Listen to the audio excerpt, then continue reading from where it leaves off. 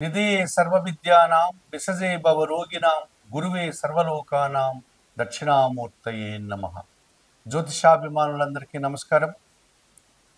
గురువు దేవగురువు బృహస్పతి 2025 మే నెల 14వ తారీఖు రాత్రి అనగా బుధవారం రోజు రాత్రి 11:30 మృగశిర నక్షత్రం 3వ పాదము ద్వారా మిథున రాశిలోనికి ప్రవేశిస్తున్నాడు. సహజంగానే ఈ గురువు ఒక్కొక్క రాశిలో సంవత్సర కాలం ఆయన ప్రయాణం కొనసాగుతుంది. మనకు సూర్య భగవానుడు 30 రోజులు, చంద్రుడు 1.5 రోజు నుంచి 2 రోజులు మాత్రమే ఒక్కొక్క రాశిలో ప్రయాణం చేస్తారు. అలాగే కుజుడు 40 నుంచి 45 రోజులు ప్రయాణం చేస్తాడు ఒక్కొక్క రాశిలో. బుధుడు 30 రోజులు ప్రయాణం చేస్తాడు. గురువు 1 సంవత్సర కాలం పాటు ఒక్కొక్క రాశిలో ప్రయాణం చేస్తాడు. శుక్రుడు 30 రోజులు మాత్రమే ఒక్కొక్క రాశిలో ప్రయాణం చేస్తాడు. శని భగవానుడు 2.5 సంవత్సరం ఒక్కొక్క రాశిలో ప్రయాణం చేస్తాడు. ఇక రాహుకేతువులు, ఛాయాగ్రహాలైనటువంటి రాహుకేతువులు ఒక్కొక్క రాశిలో 1.5 సంవత్సరం ప్రయాణం చేస్తారు.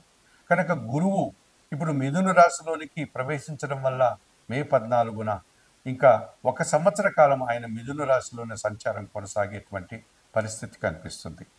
అయితే ఈ గురువుకు నవగ్రహాల్లో ఒక ప్రత్యేకమైనటువంటి విశిష్టమైనటువంటి ఉన్నతమైనటువంటి స్థానం ఉంది. ఎందుకు అంటే స్వదేశే పూజ్యతే రాజా విద్వాన్ సర్వత్ర పూజ్యతే అని సంస్కృతంలో ఒక మంచి మాట సుభాషితం ఉంది. దీని అర్థం ఏంటంటే రాజు ఆ దేశంలో మాత్రమే, ఏ దేశానికి ఆయన రాజు అక్కడ మాత్రమే ఆయన గౌరవింపబడతాడు, పూజింపబడతాడు, అభినందింపబడతాడు. కానీ గురువు సర్వత్రా అన్ని చోట్ల ఆయన పూజనీయుడే. ఎందుకంటే సకల విద్యాపారంగతుడు గనక, విద్యావంతుడు గనక గురువుకు ఎక్కడా కూడా మంచి పేరు ఉంటుంది. ఆయన అందరూ గౌరవిస్తారు, పూజిస్తారు అని ఈ మాటకు అర్థం. గురువు మంచి సత్ప్రవర్తన కలిగినటువంటి వ్యక్తి, సకల కోవిదుడు, పరోపకారి, విద్యావేత్త. ఆయన 10 మందికి మంచి చెప్పేటువంటి గుణం కలిగినటువంటి వాడు. అటువంటి గురువు వ్యాపకుడు, విస్తారకుడు. ఆయన చేసేటువంటి పని అతి సునాయాసంగా విస్తరింపజేయడానికి అవకాశం ఉంటుంది. ఆయన మాటకు కారకుడవుతాడు, ఆయన చేసేటువంటి పనులకు కారకుడవుతాడు. సహజంగానే మనకు విద్యాబుద్ధులు నేర్పేటువంటి మనం గురువులను చూస్తూ ఉంటాం.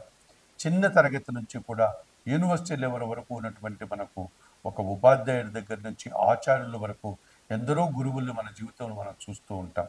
వీరందరూ కూడా వారి మనసులో ఉన్నటువంటి ఆశయాల్ని, వారి మనసులో ఉన్నటువంటి మంచి మాటలను మనకు మన హృదయాల్లో దాన్ని నాటి మనము అభివృద్ధి పదంలో ముందుకు వెళ్ళాలని కోరుకునేటువంటి నిస్వార్థపరులు గురువులంతా కూడా.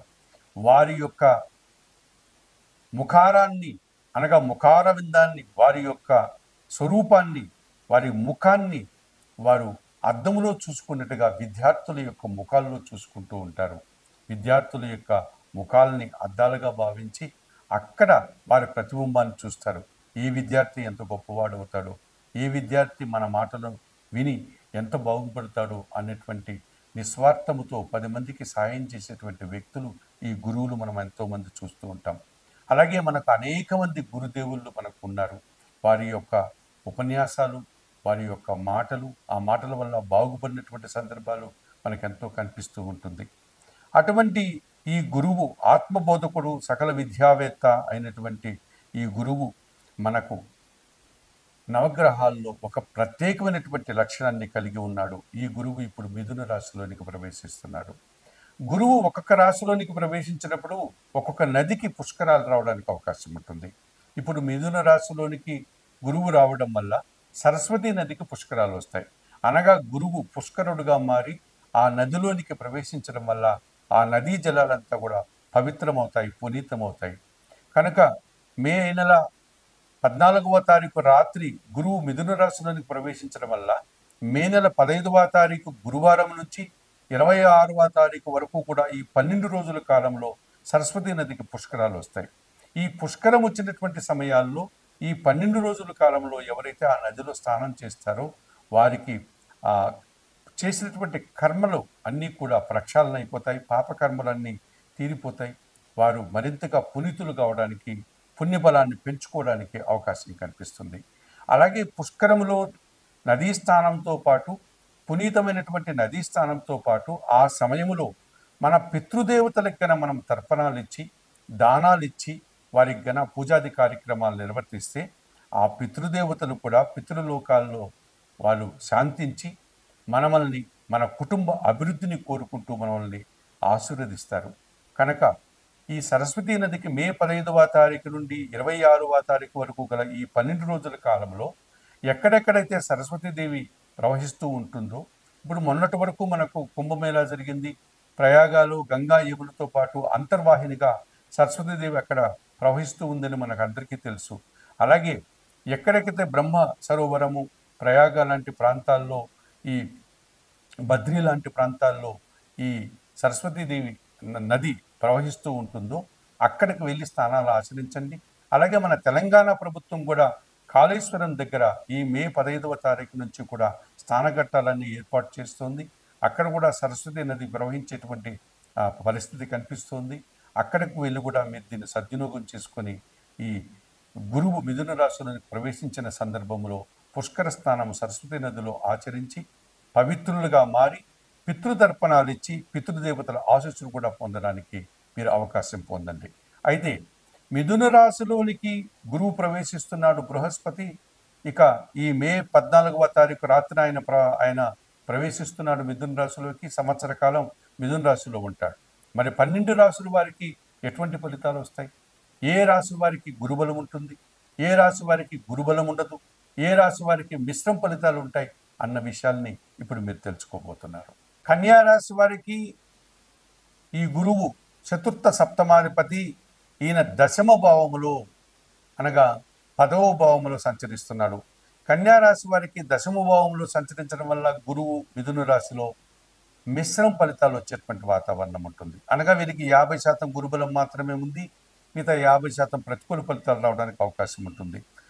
ముఖ్యంగా దశమ భావంలో గురు సంచారం చేసేటప్పుడు పని భారం పెరిగిపోతుంది, శ్రమ అధికమవుతుంది, పని ఒత్తిడి అధికమవుతుంది. తాను ఎంత చేసినా ఇంకా చేయాలి అన్నటువంటి ఒత్తిడి అధికారుల నుంచి అధికమవుతుంది. తాము చేసేటువంటి కార్యక్రమాలు కొన్ని సందర్భాల్లో అవి విఫలమవుతూ ఉంటాయి, కొన్ని సందర్భాల్లో సఫలమవుతూ ఉంటాయి, కొన్ని సందర్భాల్లో పేరు ప్రఖ్యాతులు వస్తాయి, కొన్ని సందర్భాల్లో మనం నిందలు పడాల్సిన పరిస్థితి లభిస్తుంది. కనుక పని శ్రమ అధికమైనప్పటికీ తగిన ఫలితాన్ని మాత్రం కాస్త నిదానంగా అయినా సరే కన్యా రాశి వారు పొందడానికి అవకాశం ఉంటుంది.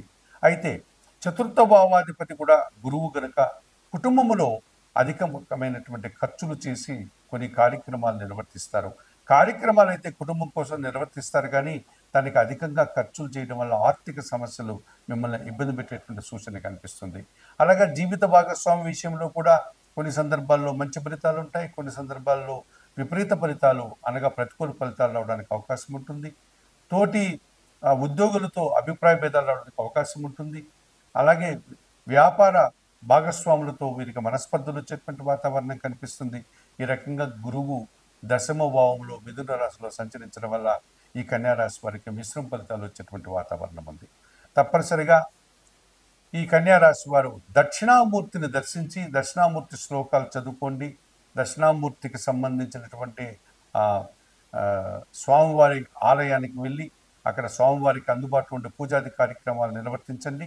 అలాగే స్వామివారికి శనగలతో కూడినటువంటి నైవేద్యాన్ని సమర్పణ చేయండి. ఈ రకంగా చేయడం వల్ల ఈ కన్యా రాశి వారు మరింతగా గురుబలాన్ని పొంది సంతోషంగా ఉండగలుగుతారు.